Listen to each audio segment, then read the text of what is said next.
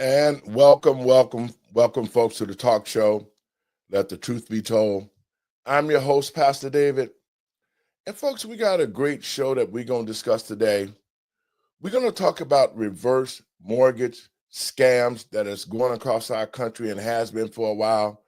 And we're going to have a special guest to talk about that incident of them losing their home due to this mortgage scandal. So if you ain't got nothing to do, call your friends and let them know you're listening to Let the Truth Be Told Radio. I'm your host, Pastor David. Now, come on in.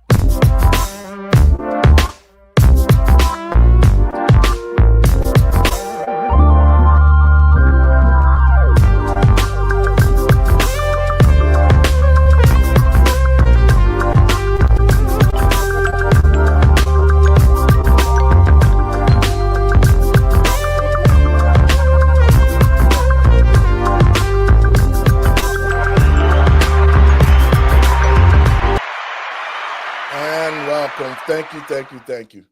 And welcome back to the talk show, Let the Truth Be Told. I'm your host, Pastor David. First, let me give all praises to God and my Lord and Savior, Jesus Christ, for making it possible for me to be here, and welcome to the show. Folks, we got a great topic that we're going to talk about today. There's always been scams in our country that have cost the citizens homes, you name it. This whole reverse mortgage scam has been used to take homes from families, and it's just a travesty of justice. So today we got a special guest in our studio, Latricia Hughes, who is a victim of this mortgage scam incident. And in saying that, I want to get everybody on board. Hey, Randy. Hey, good morning or good evening, Pastor. How y'all doing? Time zones, I'm telling you, man. I know that's right. Andre, what's up, Andre? I'm doing well. How you doing?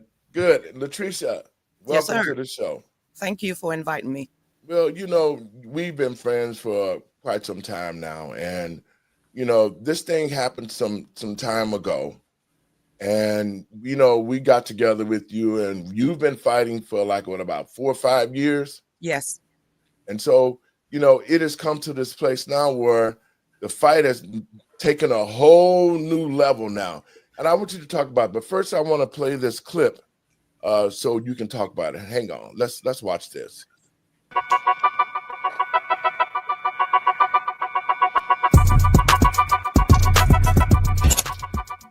A Georgia family's fight for justice has gripped the community after they say their beloved home was stolen right out from under them, all because of a forged real estate deed and a contentious auction. The case raises fresh concerns about property fraud and highlights why many homeowners are urgently monitoring new changes in state law. It all began after James Clucken was entrusted as power of attorney over his late grandmother's Walton County house, a property worth more than $500,000. For years, the home provided a sense of security and continuity for James and his wife Lucretia, but their world was turned upside down in 2019 when they started receiving unexpected letters about a reverse mortgage debt exceeding $50,000 linked to the property they believed was unquestionably theirs. On closer inspection, the Cluckens discovered what appeared to be forged documents. Someone had allegedly faked both James and his grandmother's signatures, triggering an unauthorized transfer of their home's deed. Desperate to hold on to their home, they contacted authorities. However, when they reported the case to the Walton County Sheriff's Office, they were told it was deemed a civil issue, not a criminal matter, prompting the couple to seek further proof themselves. To support their claims, the Cluckens hired a handwriting expert who determined that James' signature on several crucial documents did not match known samples. Despite this, the process made little headway. Matters escalated quickly. The property was foreclosed upon and soon after sold at auction to a company called Maverick Land Company, LLC. According to the couple, the buyers proceeded with the sale even though there were ongoing disputes and alleged knowledge of fraudulent documentation. The distress didn't end there. After the auction, the family was evicted and left facing the loss of the only home Lucretia had ever known.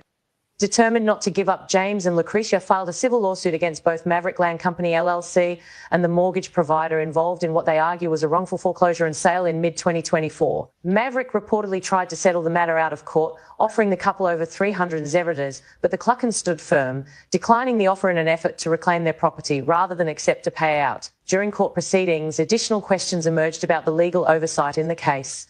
Reports allege that the closing attorney who notarized what the family says was a forged deed indicated a willingness to testify that James had, in fact, signed the documents. However, that testimony was never delivered under oath, as the attorney was allowed to leave without formally presenting evidence in the courtroom. James Clucken emphasised that every critical signature and stamp appeared on the same day back in September 2017.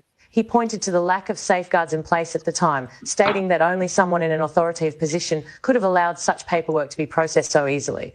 The loss spurred the couple to action, not just for themselves, but also for others, especially seniors vulnerable to similar fraud schemes. There is now hope that the legal landscape is catching up with this type of deception. As of January 2025, major reforms took effect in Georgia. Now, those seeking to file or modify any property deed must upload an image of their identification, greatly reducing risks of forgery and making it much harder for scammers to exploit the system undetected. Still, the Cluckens' legal struggle continues today. They have launched an online fundraiser to help cover mounting legal expenses, underscoring that for them, this is about more than property. It's about protecting families and the elderly from life-altering fraud. As of this week, supporters have contributed over $2,000 toward their cause. This turbulent journey demonstrates the sometimes devastating effects of real estate fraud, but also the resolve of those who refuse to be silent. The Cluckens continue to urge fellow Georgians and homeowners everywhere to stay vigilant and informed as the law evolves. What do you think about Georgia's new deed verification law, and how should cases like this be prevented in the future? Share your thoughts with us in the comments below, and don't forget to like, share. Now, Latricia. Yes.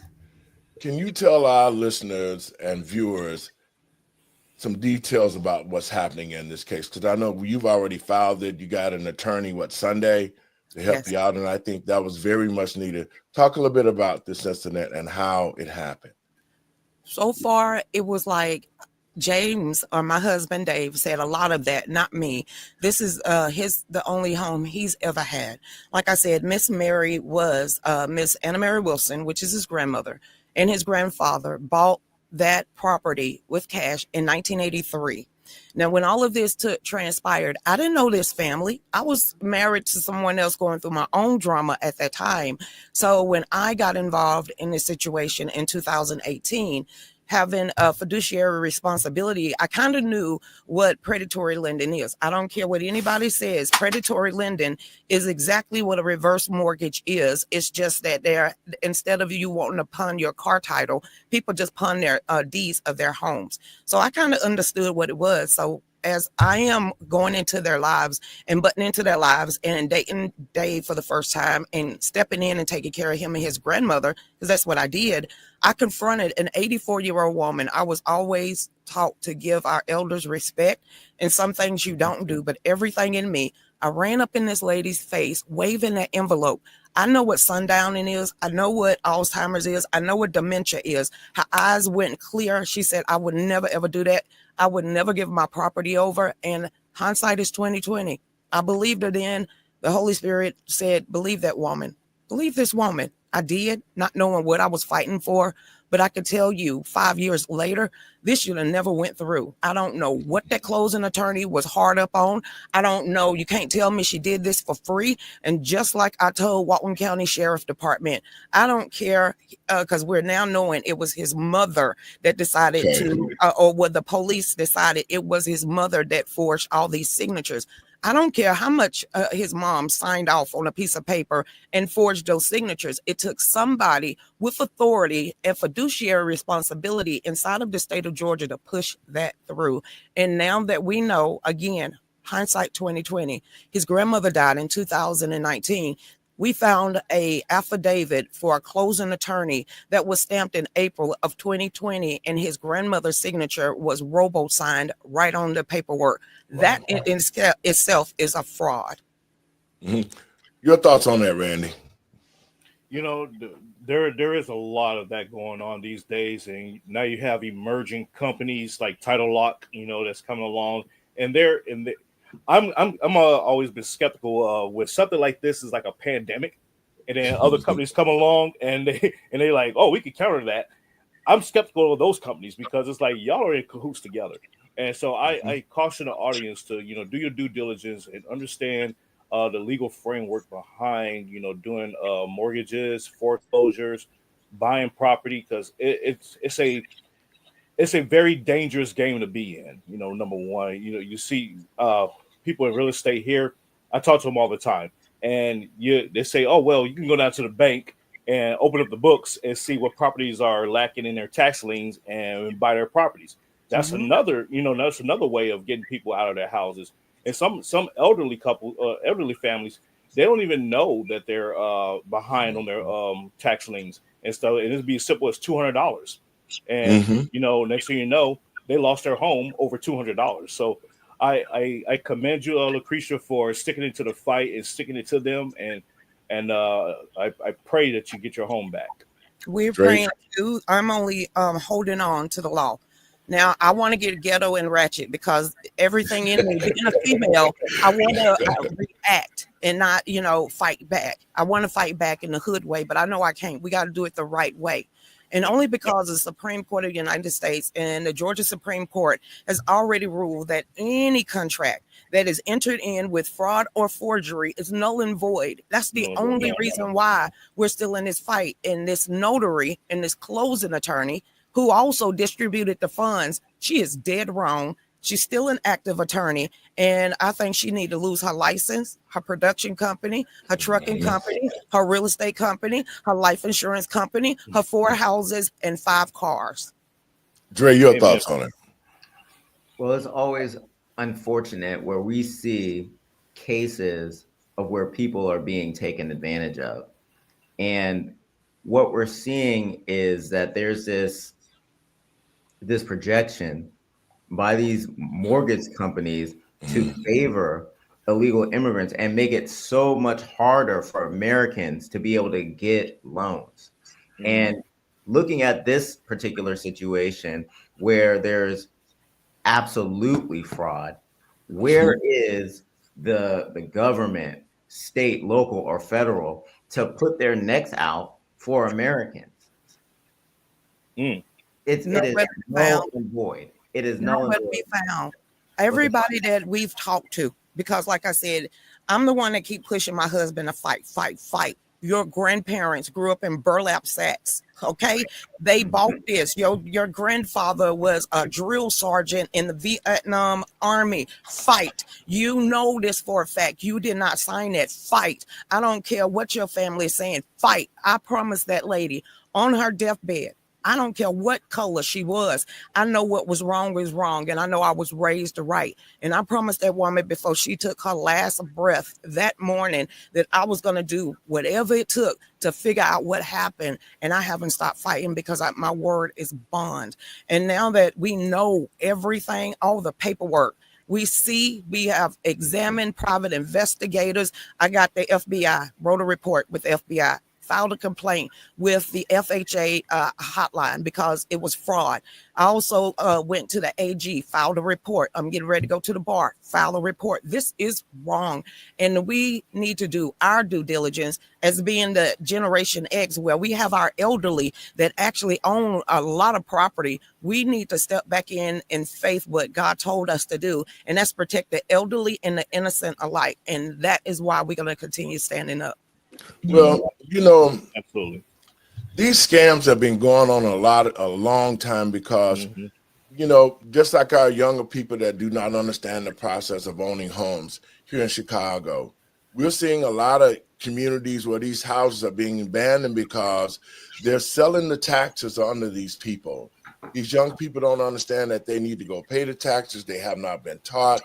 And so they're losing homes everywhere in the city of Chicago. But what vexes me the most is this: to the American people and patriots across this country, right here in Chicago, the mayor of the city of Chicago, Brandon Johnson, is allowing illegals to go and squat into homes that have tax deficiencies. I mean, for $200 or $300, he's letting them go. He's putting these homes into their hands and say, well, just squat here at a certain amount of time. If nobody comes, we'll give you the deed to the homes. Now, this is something that needs to be addressed because Black people are losing homes in record numbers. We're losing our community. That's what we're doing. It's gentrification. I live in it. Where you live in Georgia now.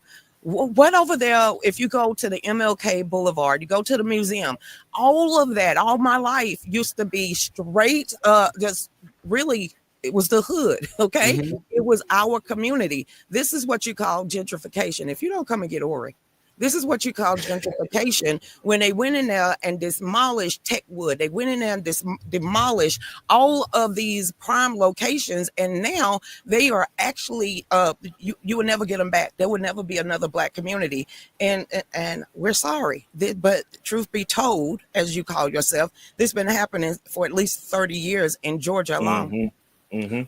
Well, I can remember in 1973. My god-grandmother, Eloise Barton, was a alderman in the city of Chicago.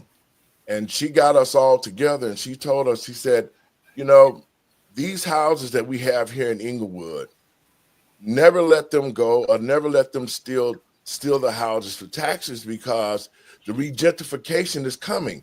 And we were young, we didn't quite understand what that meant, but when we saw how that they were doing it, you know, we were able to keep the houses and be able to sell them. But they wanted the Black community to go and become desolate. So it's not the houses. Go back. It's the land. It's the land. Exactly. Yeah, it's the land. Yep. That's what they want. They want the land because now in Inglewood, what they've done now that they've gotten the land, they're creating homes, they're creating condos to the tune of $300,000 to $400,000, and a lot of Black people can't afford to be there. So basically, what they're doing is, when the citizens, the white citizens, went out to the suburbs, and I don't know what's wrong with us as a people. We followed the white community out to the suburbs, and now they've doubled back. The city has become what it is. They're buying the properties now. They're refixing it.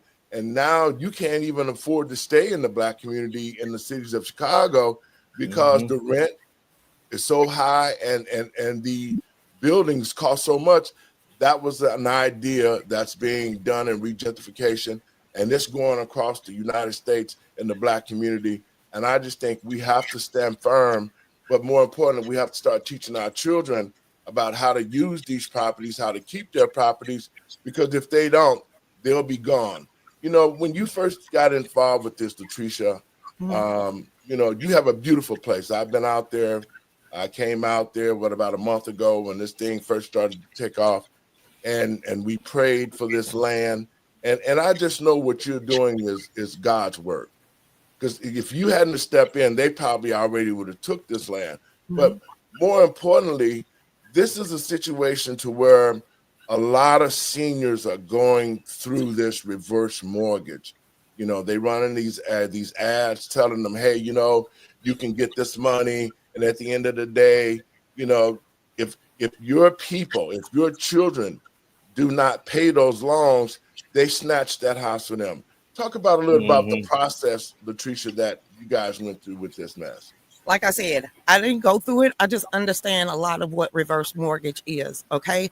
And I also know that we need to safeguard our family members because she had a will. They had wills. They had all of this stuff. So it was never her intention for the property to ever leave a bloodline. Does that make sense? Even in her will, it plainly states that if ever has push come to shove, sell the land, keep the home. That was her intention. That's always been our grandparents' intention. I don't care if you're red, yellow, black, white. It's always been our grandparents' intention is to keep land in the family for a generational inheritance, never a generational curse. And that's a lot of what's happening in the United States is that as our grandparents are dying off, they own the majority of the land. So you can also tie that in with the World Economic Forum or the New World Order when they said you're going to own nothing and like it. So I have to say this misnomer because I grew up in the South. I've always been raised around Black people in the country and suburbia. We ain't went nowhere. Right up and down streets, you'd be like, I didn't know a Black person on that house. How you not know that there's been Black people out here in the country for since time being? We was pushed out into the city for an experiment with the CIA. That's why you got the ghettos in the hoods. This is where the Black Panthers come into play, because my father was one of the founding member of the Black Panther of Bedside, Brooklyn, but my mom's side was the countryside. So I was raised with the best of both worlds, and I would rather always stay in suburbia in the country. At least we have a sense of security, well-being out here than other in the ghetto where you dodging bullets. So I have to say I'm a country girl at heart, but I chose to stay in the hood, and I went the wrong way. So I ran back to the country real fast. Dre, your thoughts?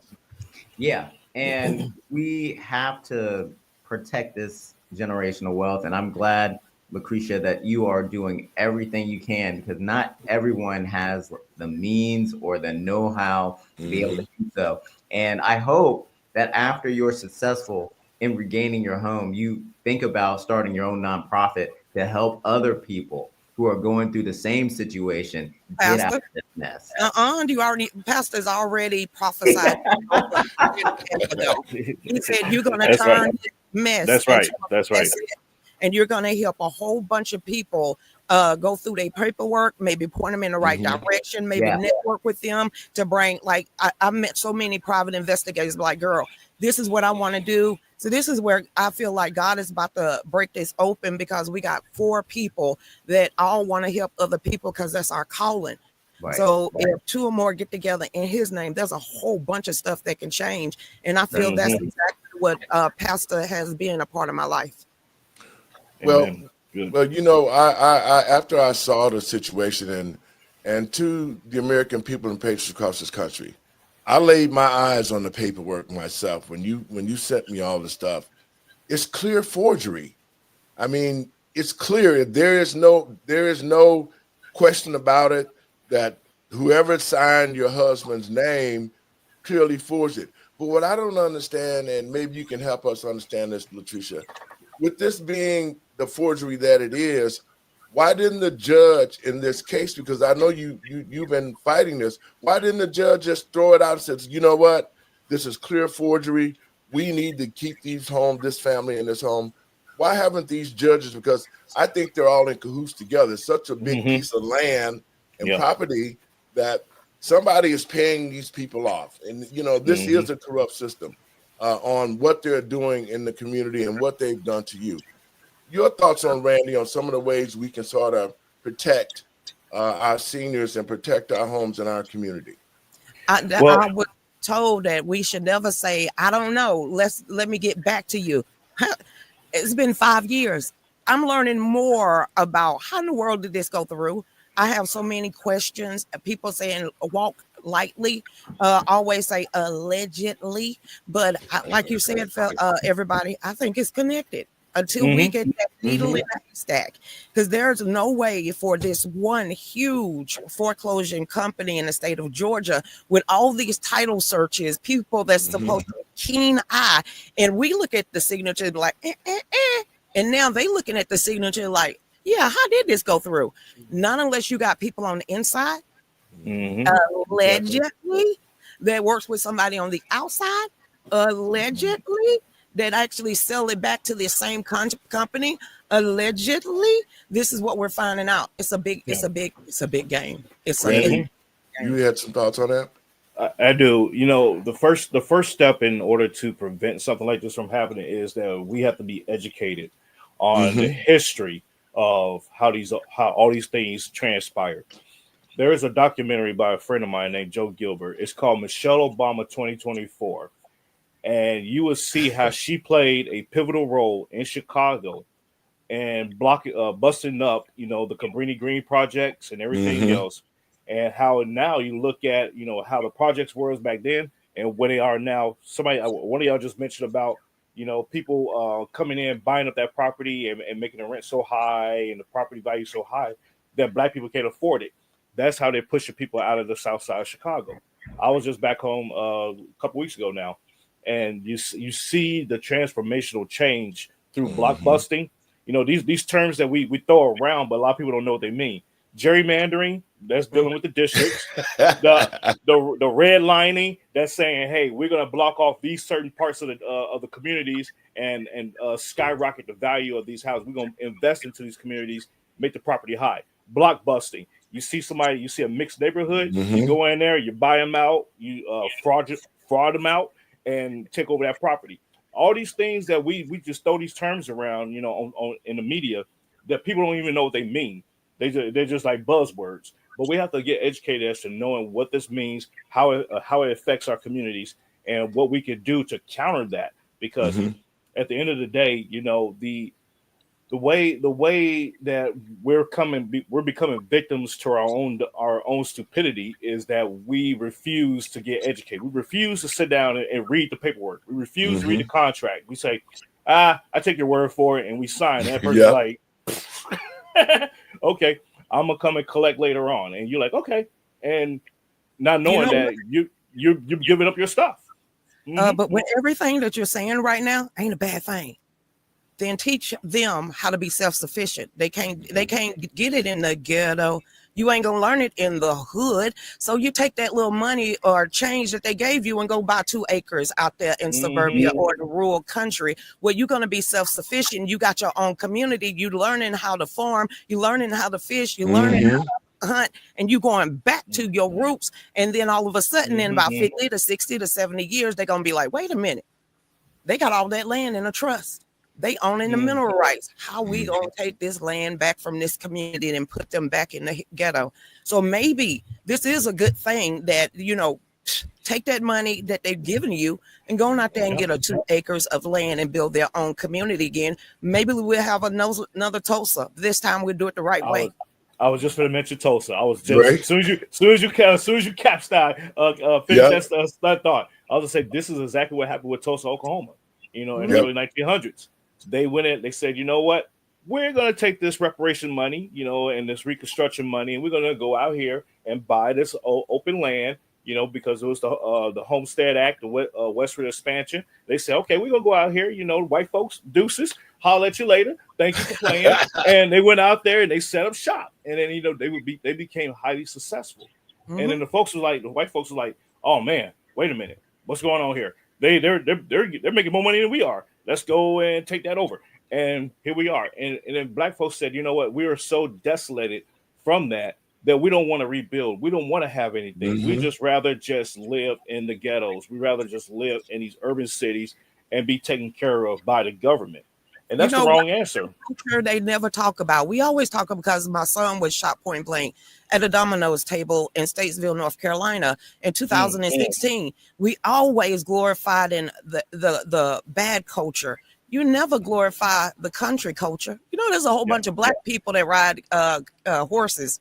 You do know there's a whole bunch of black culture out here in the sticks, in the boonies, that get no love, that ain't sitting there glorifying drugs or raping women or being twerking for a living or dancing on the pole.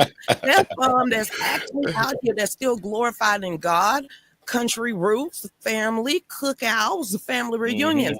So why we can't focus on the goodness of our community? And they always focus in on the ratchet reds or the ghetto Crockett's. I need to know this, because she didn't born in the hood either. So why you dropping your dialect and making your mama and daddy look stupid? I ain't never figured that out. Black women don't work that way. I wish my daughters would. And I have a 31-year-old daughter and a 30-year-old daughter. They don't act like this. I wish they would. Yeah, I'm gonna give Dre a shot. Go ahead, Dre, because you said something. It's 2 things that made my antenna go up. One was the fact that Black Wall Street, you know, Randy, when black people separated and the abolitionists separated, which are now the Republicans, and Frederick Douglass started the Republican Party, It was the Republicans who assisted the black community and said, you know what, we're going to help y'all. Y'all can have that land. Y'all bought it and paid for it.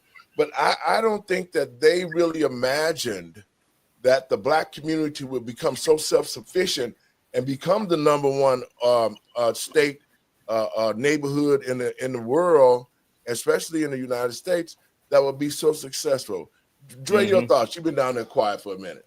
Well, I wanted to go back to this legal process that Lucretia is going through. And a lot of times with these fraud cases and these alleged situations where there is groups and organizations in cahoots, it's not always about what's the truth. It's about what you can prove. And do you have the capacity to legally take this to court and stand financially in a marathon to prove your case? Not everybody has that. And I'm glad that you're continuing to fight, Lucretia, because this is going to open up a can of worms to other situations of people who've been taken advantage of because they don't have the funds to be able to fight back. We don't either. Listen to me, look at me. We don't either. We used to do a show every single night.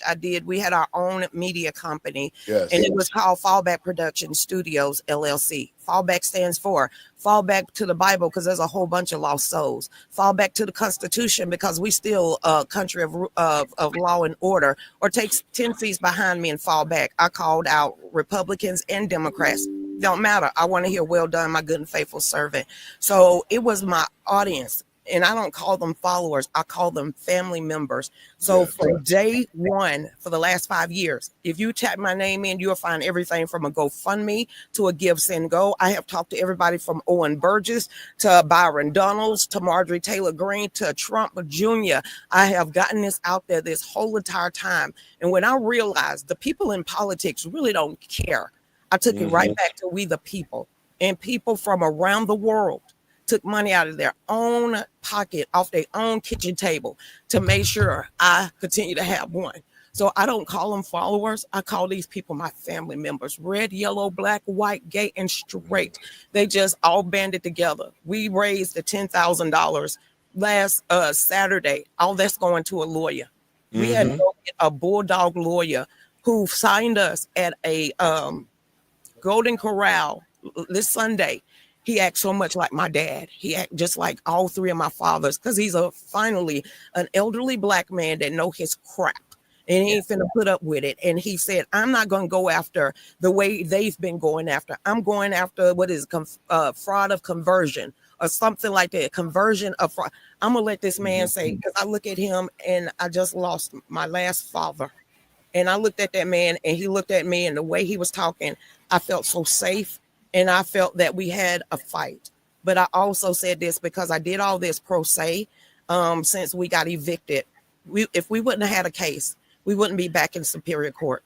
If we didn't have a case, it wouldn't be on the docket. So I'm going to keep standing until we can't stand no more. And I'm going to keep fighting because now we're grandparents of 9.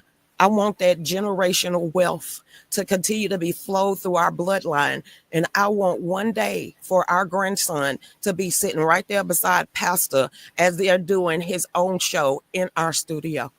Awesome. Yes. Now, I want to throw this out there, and it's about the Black Wall Street. See, a lot of people say, and we talk about reparation, guys. We talk about reparations all the time, and who should pay, right? And so when you look at the situation that the Black Wall Street went in, they never talk about it in the schools. They never talk about this community that was the economic engine for Black people. But to the American people and patriots across this country, I said this at the Republican Convention. For 60 years, the Democratic Party has been in control and Black people have been dealing with them. It was the Democratic Party who created the Ku Klux Klan, who then in turn blew up the Black Wall Street. And so when you start talking about reparations, and I know there are certain ways that it should be divvied up, because if the Black Wall Street had still been in effect, Black people would have been probably the number one ownership of land throughout this country, because what they were doing, they was creating Black Wall Streets in every state. They had it in Tulsa, Rosewood, Wood, yep, Atlanta, all, Savannah, all of those states. Harlem. Before you decide to give out reparations, are you going to give out financial classes to go along with it? Because the same broke people that's going to get money. Yes. I've been on having 4 kids. Before I was 20, I done got so much stuff for free. It took me to get out the poverty. Not them giving me free welfare, free food stamps, Section 8 and everything else. It took me to get myself off that bread line. I don't want to go back there. Won't you teach me how to fish instead of keep giving me the free fish? No more mentality that you owe me. I was never a slave, and I wish you would try to whip me with a whip. I will snatch it and whip you back. So let's stop playing this game. By this time, I am a mutt. I can go back 9 generations, and I got my last free slave. I could look at her hands. Did nobody give her nothing for free? So if it took and destroyed me having 4 kids at the age of 20, none of their dads could be involved because they're giving me a little bit more. Can we get back to us being self-sufficient instead of somebody owing or us saying, yes, massa, I'll take your 40 acres in a mule? Stop that. You don't owe us nothing. I think our grandparents worked hard enough, be self-sufficient enough to keep dragging us back there. Well, you know, the reason why I said that, and I stand on the fact that the Black community does need reparations, because and it has to come from the Democratic Party. If those economic engines had still been in effect today, if the Democratic Party had not have created the Ku Klux Klan, because we built this country, really. All the inventions, all the work. Reparation for the last 60 years. They can give Japanese, Chinese, they could give Jews, everybody got it. Everybody else, why you still got to study? You don't know it by now? So that is what you call a talking point and a narrative to keep people as victims. Why don't you go ahead and say, here's a hook, here's a line, here's a reel, start reeling it. Now check this out. Teach them how to be electricians, carpenters, how they could be self-sufficient, grow a garden, give them the land. But all this reparations, that ain't gonna work. Well, I just think, and I know for a fact that we deserve it. We deserve it because we built this country. Black people built this country, and so everybody, just like we were saying, don't tell my mama that. Don't tell my mama that. Don't tell no elderly Black person you owe me.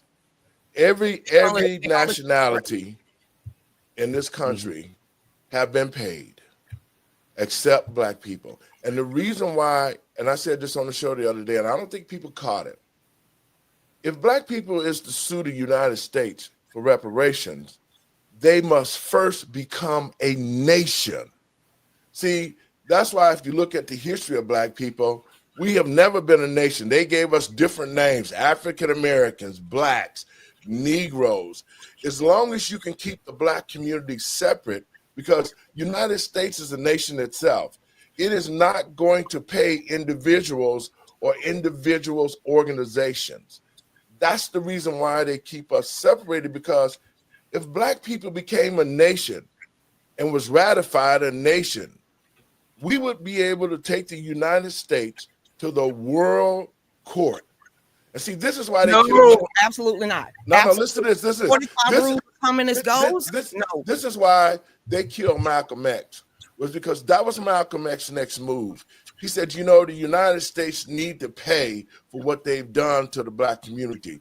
And when Malcolm was building enough people to get together to create, that's why they created the Muslim nation. I don't want no world court to tell me what Pookie and Ray Ray did on Crenshaw. I don't need nobody in Switzerland or Geneva or any of these highfalutin elitists to get in a small closed room to tell somebody that lives on MLK Boulevard what they shall and shall not do. That is definitely not having your own individuality. I wasn't raised to be a number of no one world trade. So no, sir, no ma'am. I'm sorry.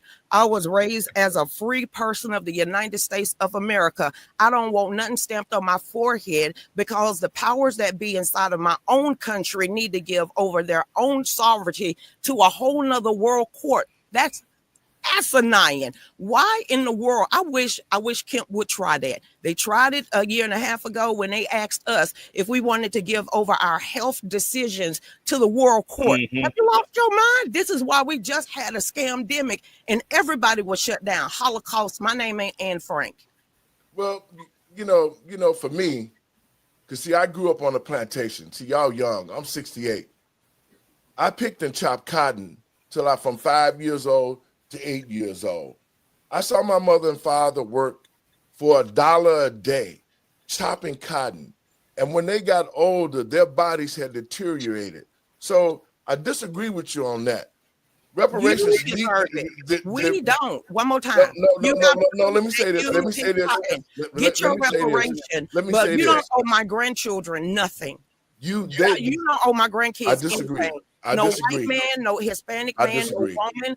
Don't ever think my grandkids gonna have their hands out and say you owing me for anything. It's not about handouts. It's about the fact of the matter is when Black people got on their own, when they separated and created these Black Wall Streets, and they were taking care of their own. They was building generational wealth. They was buying property in every state. Black people was living the way we should be living. But because of the fact that white America didn't like that. And so all of the time that this was going on, they was trying to figure out a way to destroy that. You destroyed an economic engine that would have made us independent, self-sufficient. We would have had our own schools, because when I came up in Chicago, in the Black community, it was Black store owners. It was Black people that owned the cleaners, Black people owned the banks. They owned everything in the community.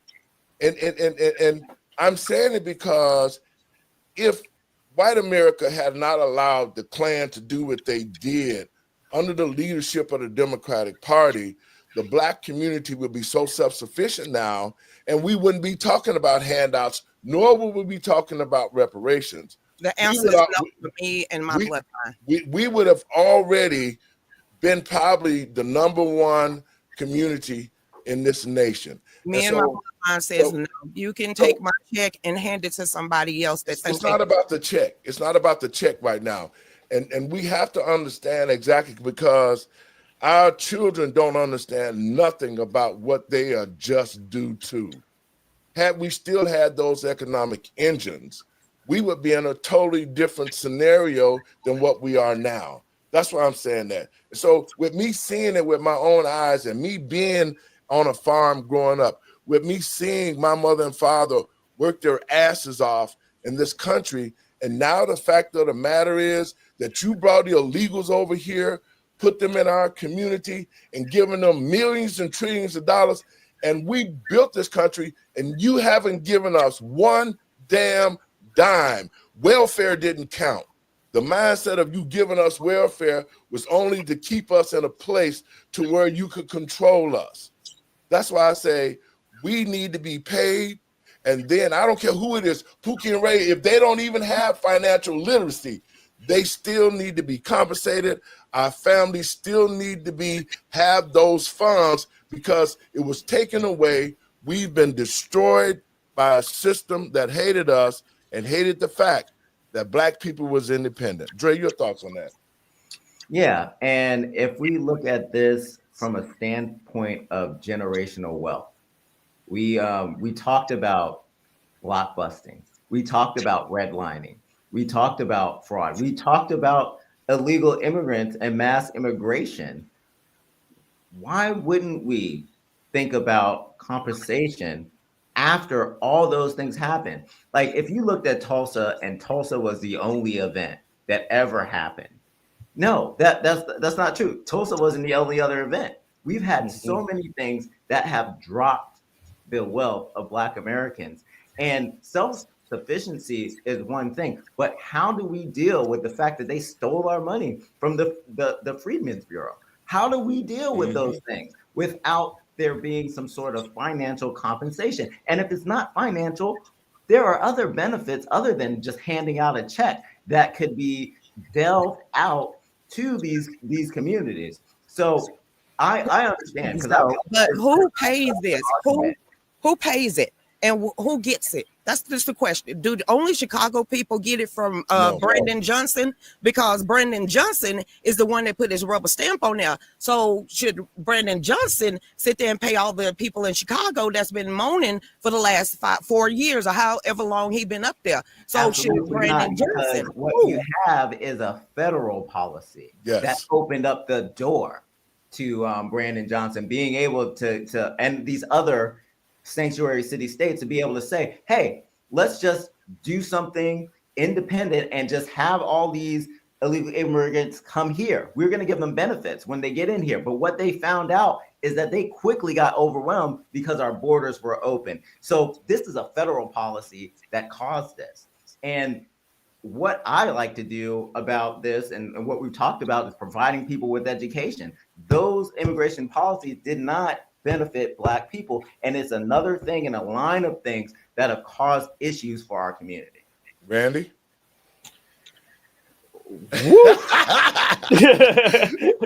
I'm digesting and soaking it all in because everyone's right on this panel. Everyone is correct.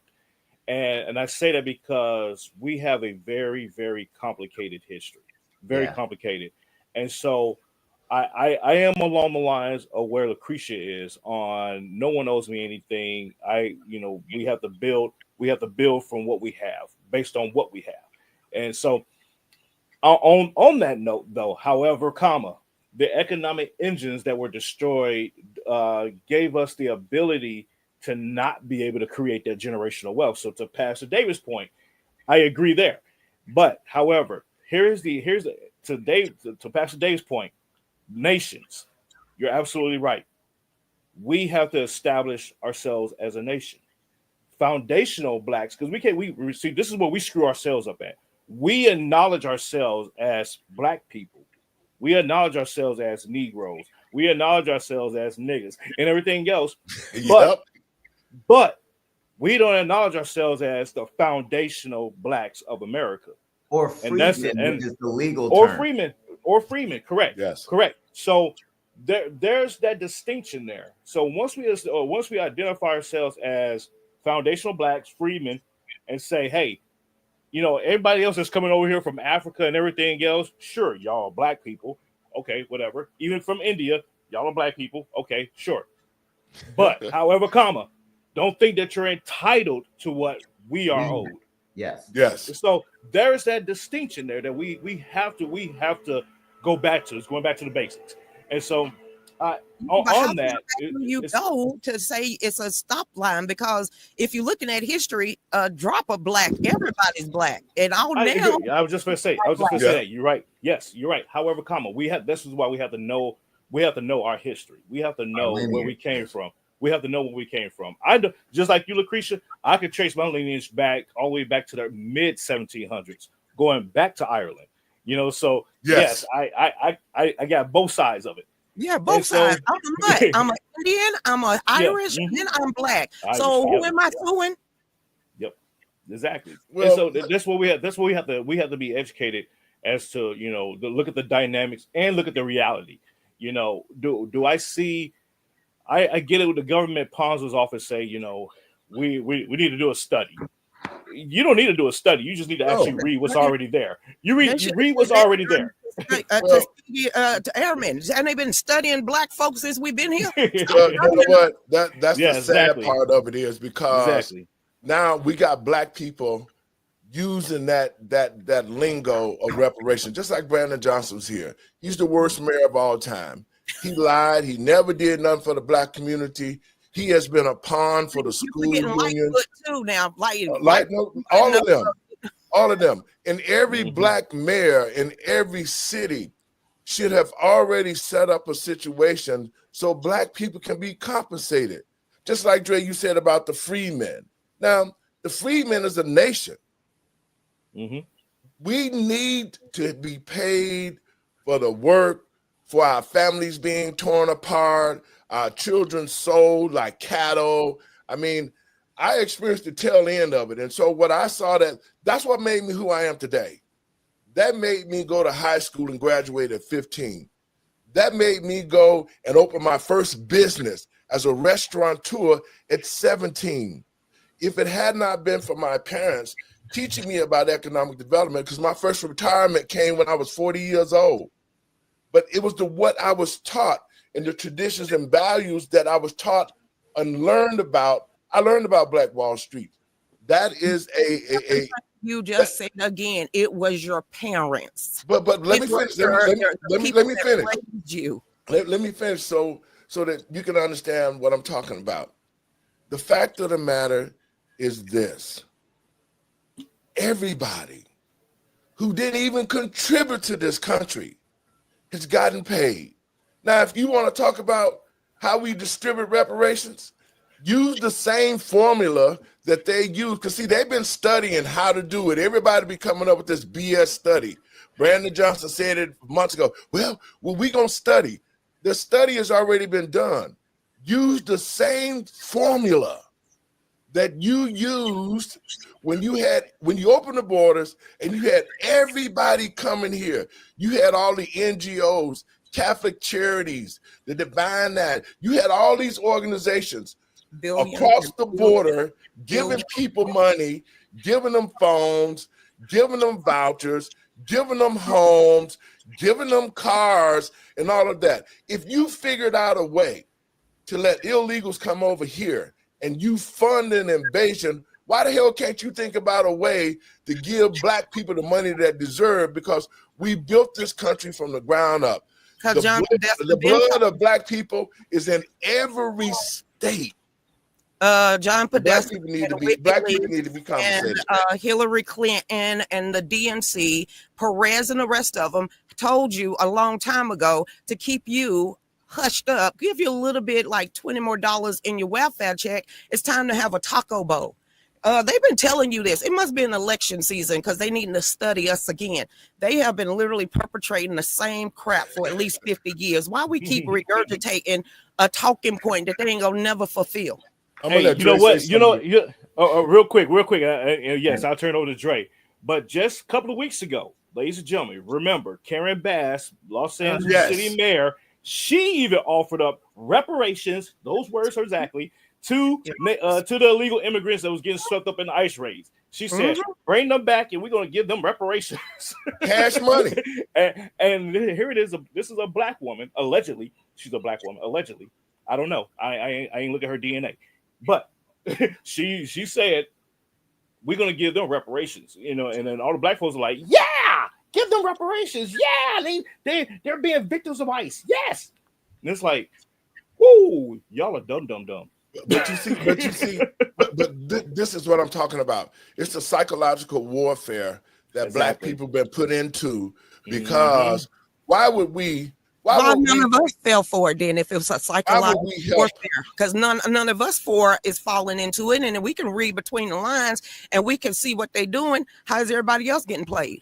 For the lack of knowledge, your people will perish. Okay.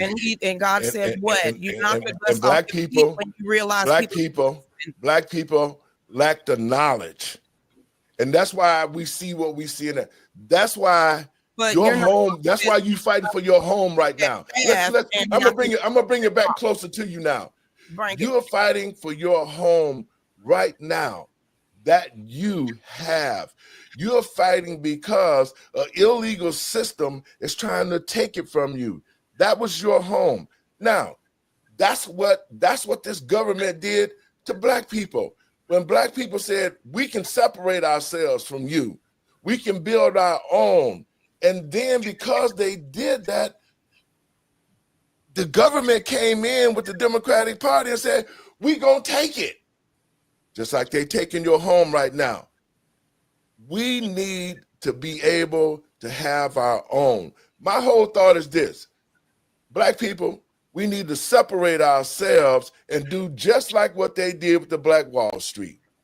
All these communities across the country, it needs to be Black people in those communities. I'm sick and tired of going down to the corner store and you got Ahab sitting in there, the store stinking, they buying bad foods, and then they treating us like dogs and taking our money.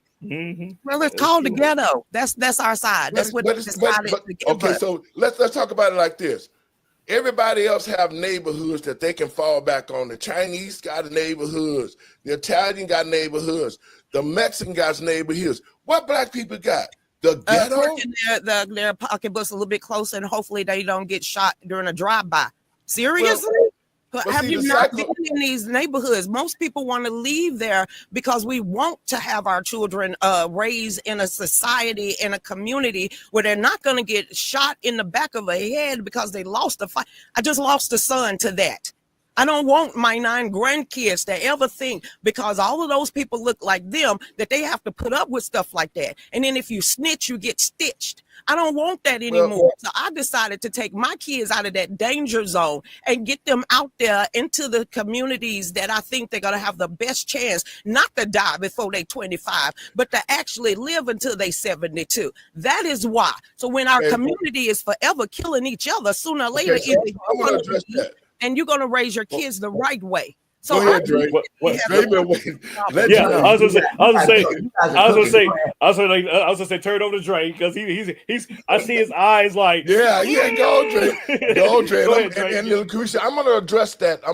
As soon as Dre get his words in. Go ahead, Dre. Right, and I think with the communities and moving to rural areas and things of that nature, that's a choice, but not everyone can make that choice.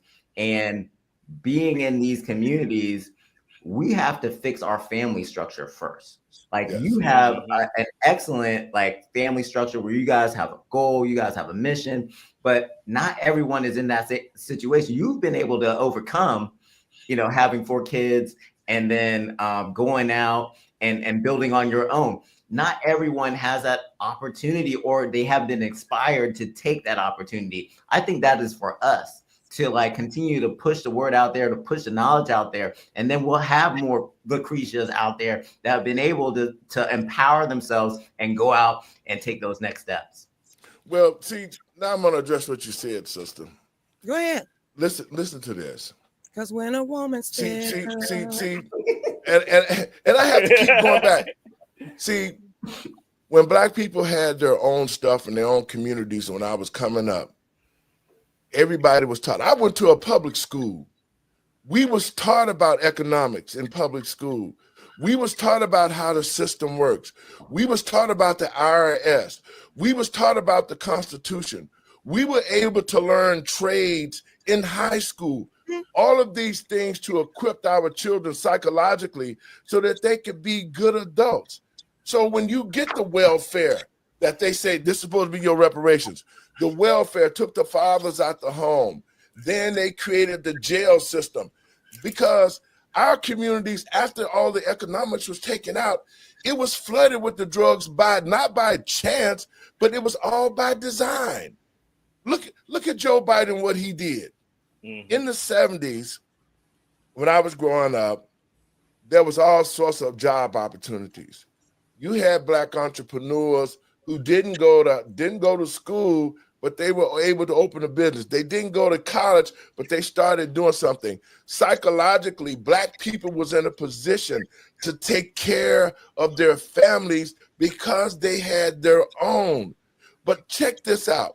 When they took all the factories, U.S. Steel, all these manufacturing firms, that Bill Clinton urged that they go overseas and abandon the black community, the black community was left desolate.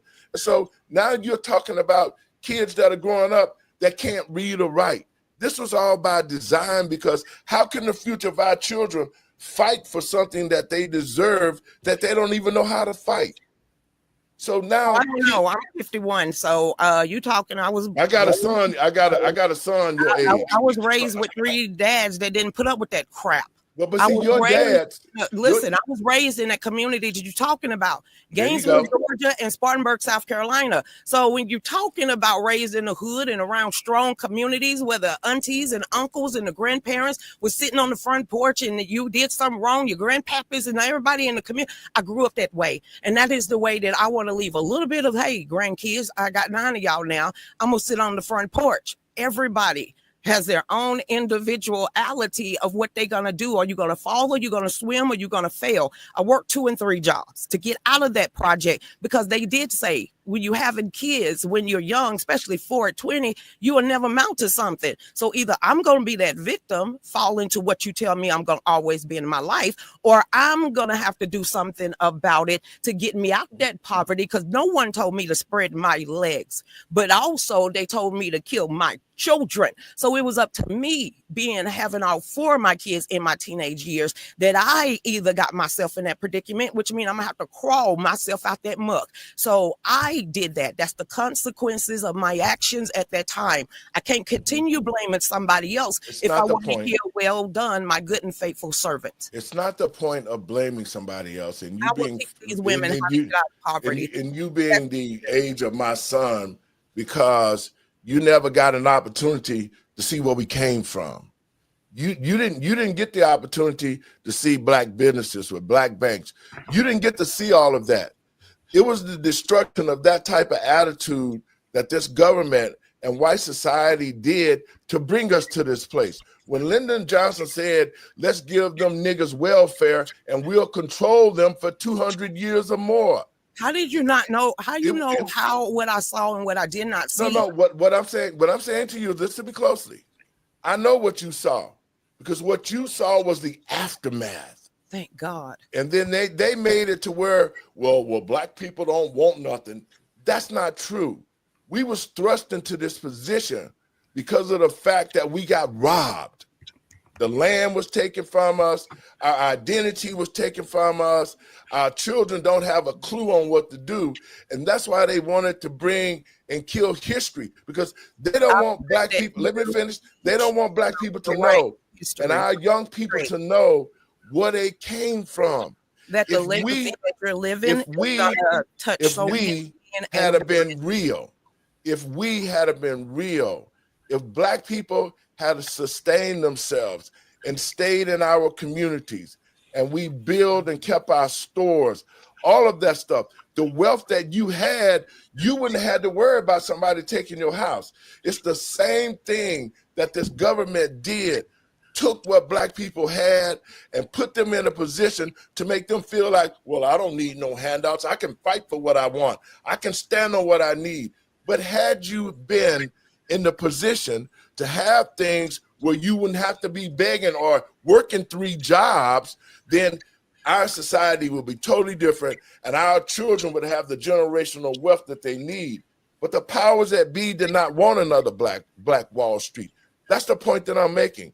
It would have been a totally different situation in the black community had the black community stayed on its own, kept its banks, kept our community intact, kept our schools, taught our children about the generational wealth, taught them the things that they needed to do to survive in this world, taught them about entrepreneurship, we would not be in this situation. And that's why all 4 of us but let me finish now. But the powers that be, those who are watching this, you're going to have your own opinion.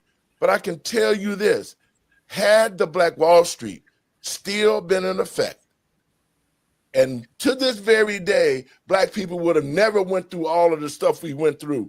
We went through drugs that was put in our community to destroy it. We went through guns. They put that stuff in our communities after they took the economics out. They made the prisons private. Black people have been under total attack and assaulted ever since far as we can remember. So tell me this, why is it that only in the black community that we see the degradation? You ain't seeing it in the white folks' neighborhood. You ain't seeing it in the Chinese folks' neighborhood. You ain't seeing it in the Italian neighborhood. You're only seeing it in our community. And I feel just like this. The black politicians have let us down because real Black political leaders would have already made a position to say, we're going to invest into the Black community. That's our community. We're going to make sure that our schools and we can teach our children. That's the problem. A divided house can't stand. And once the government knew that we can give a Black man a few pennies and he run out there because he's lacked the knowledge of financial responsibility, he gonna go buy a car, a $60,000 car, but living in a dump. It's the mindset that has happened to us. Life callings. Just by this summary and the conclusion of what you just did, you have 4 life callings. You got 4 paths that God has presented you, from teaching to the ministry, all the way to legacy, to a foundation. You have a big purpose in this calling in life. And now you need to write at least 4 to 5 books, because there's so much knowledge that you just spit out in the last 5 minutes that could have been turned in any directions and how it's going to go. But the point that I'm making is this, guys. I saw Black people in a great situation, and I saw us have our own. I saw us in all the things that we needed, and I saw how the Black community was strong. I think right now we have to get back to that. We have to get back to that situation. But we're so torn apart right now, it will be difficult. And that's why everybody use us and say, we're going to dang a reparation in front of your face just to get your votes and then turn on you again. Folks, we got it's close to that time. Dre, I know you've been stewing. Let me get your thoughts on this so we can wrap it up. Well, when we're having this discussion about repair, and Pastor Lowery, you said it correctly. You looked at other different groups of people and what they're experiencing versus Black Americans. And what I'm finding is this: we've continued to have this failed Black third that is perennially on the bottom for generations. It's not like that in any other community. If we look at some of these people that are coming in legally from other countries, after one generation, they are able to get themselves into at least the middle class. This is what Axios was saying. Axios wrote that the first generation of immigrant can come in, they'll not pay their taxes, but the second generation will come in, pay their taxes and their family's taxes. So if there was something that Black Americans can do in one generation, so that Black failed third could get out of the gutters, out of the ghettos, wouldn't we do that? And this is where the repair can come in, because there's 2/3 of the Black community that have overcome this through generational wealth that they've been able to amass on their own. But what about our brothers at the bottom? We have to bring them up as well. And I do think that's our responsibility to empower them to do so. Randy? I say amen to that, what Andre just said, because he's absolutely right. It is incumbent upon the present to bring not only up the past, but to bring up the future. And people, when I say that, people look at me sideways. They're like, "What?" It's because we are in the best position to know. We know where we came from, and we know where we potentially can head to. So it's incumbent upon us in the present to bring up the past and prepare the future. And so we have to set aside the idea that we can't do something. We can do it. We just choose not to do it ahead of time. That's when we say when we can't do something, we already decided that we wasn't going to do it. So once we lose that mentality, we can do anything. So I thank you all for the great spirited discussion today. I loved it. And we have to do it again. We have to do it again. I swear we do. So, but thank you all. And Lucretia, talk to our listeners and let them know how they can help you. If there's areas that you can go in, do you have the funding? So that people that want to donate and help you in this situation, because we're not just only asking, but we're asking everybody that watch this show. The help me is huge, because we all are Americans. I understand the fact that we all are Americans, and all Americans, when one of us hurt, all of us hurt. We should be rallying around her just like we need to be rallying around the Black community to get justice and make sure that we can sustain ourselves, because we've contributed so much to this country and got back nothing, but became a commodity for everybody else to use and make money off us. Lucretia, tell our listeners where they can go to help you out with funding or whatever it may be that they can help you You out. can go to the Gifts and Go. We really appreciate everything. And like I said, no matter what happens, I still got to be that strong grandmother and mother and sister and wife and everything else. And no matter what, I'm going to continue to help raise the next generation to be the best people that they possibly can. So like I said, my one goal in this life is not to hear congratulations. It's to hear, well done, my good and faithful servant. So as long as I know and I could go to sleep at night and my 9 grandkids are never in another generational curse, then I have something to say about it. And I can help other people, no matter if they look like me or not.